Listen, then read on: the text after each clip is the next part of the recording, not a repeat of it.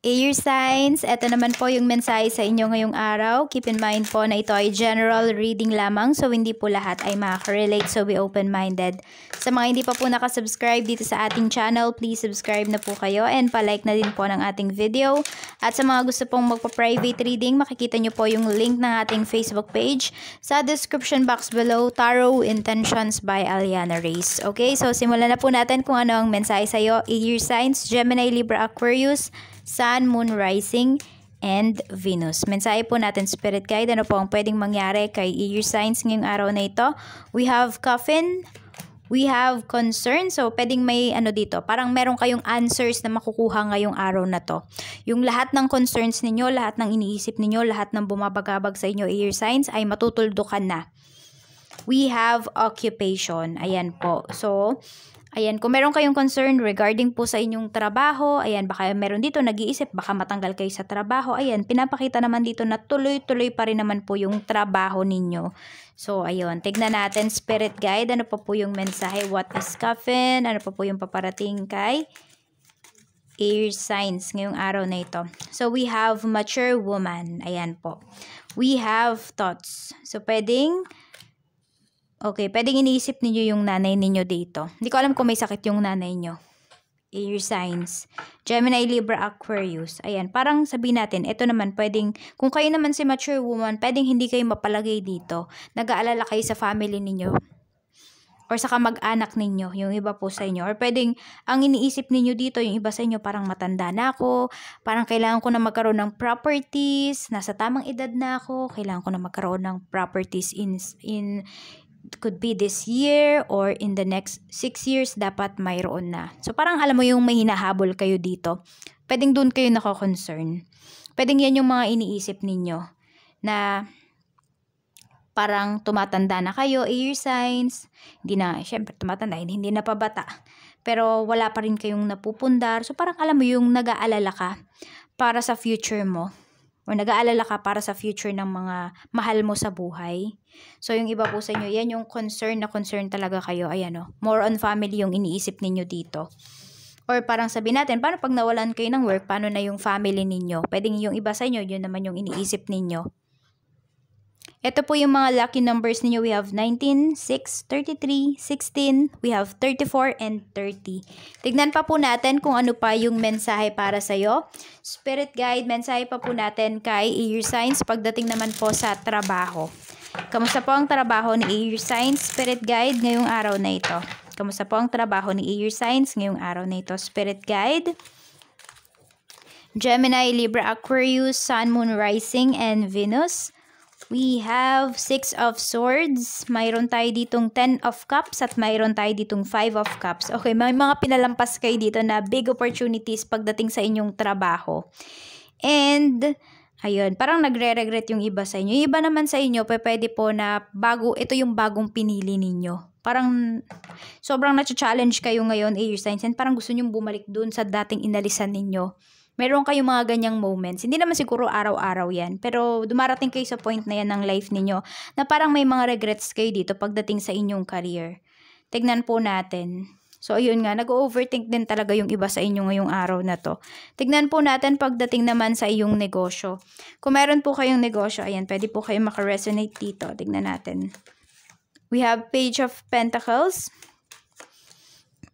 8 of Cups, and meron tayo ditong 3 of Wands. Okay, so pwedeng mayroon kayo dito, Air signs, na para bang susugalan dito na pwedeng business, bagong business, pwedeng bagong produkto. Ayan po, parang alam mo yun, parang lumalabas na kayo sa comfort zone ninyo. Sabihin natin, nagdadagdag na kayo dito ng mga bagong products. Di na kayo natatakot. Kasi pwede po na yung mga binibenta nyo before, parang hindi na siya mabenta. So, nag-iisip kayo dito ng alternative.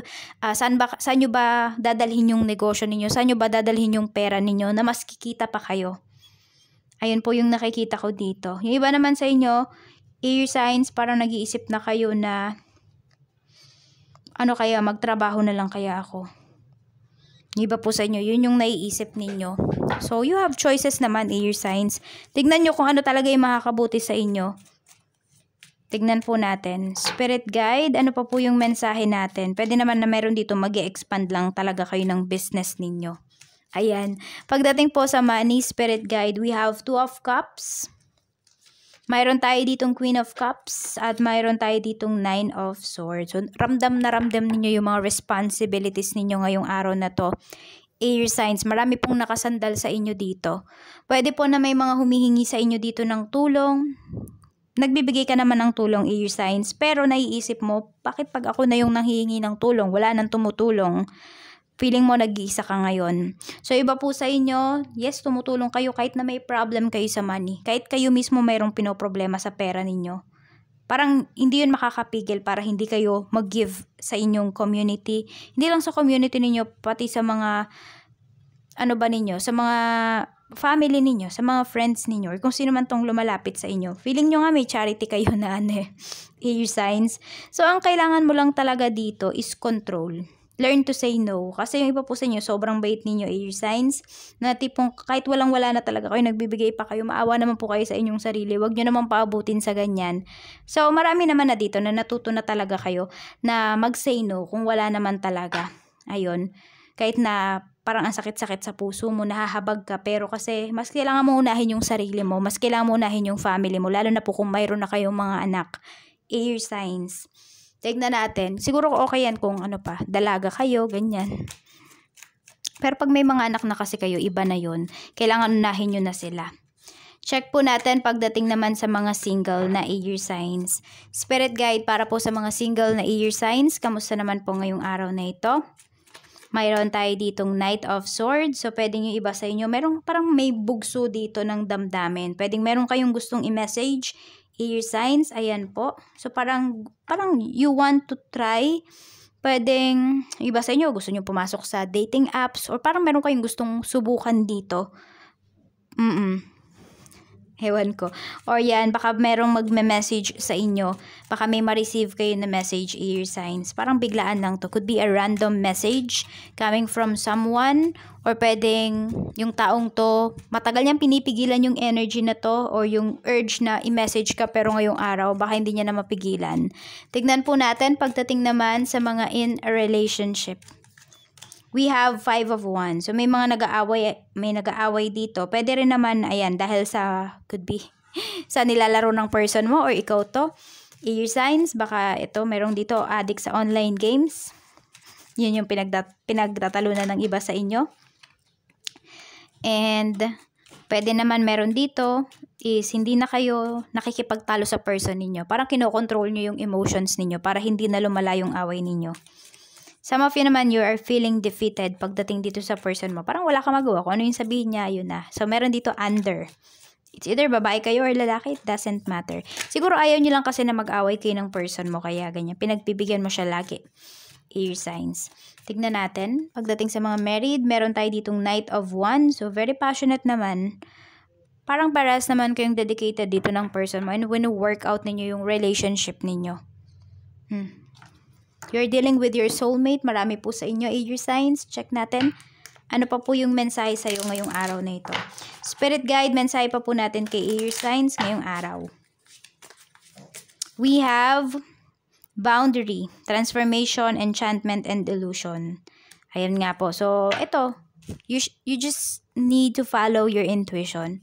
May mga bagay dito, air sign, sa buhay mo na hindi ka nagiging practical. So, kailangan mo pong maging practical dito. Need mo din talaga maglagay ng boundaries. Katulad ng sinasabi ko sa iyo dito pagdating sa money mo.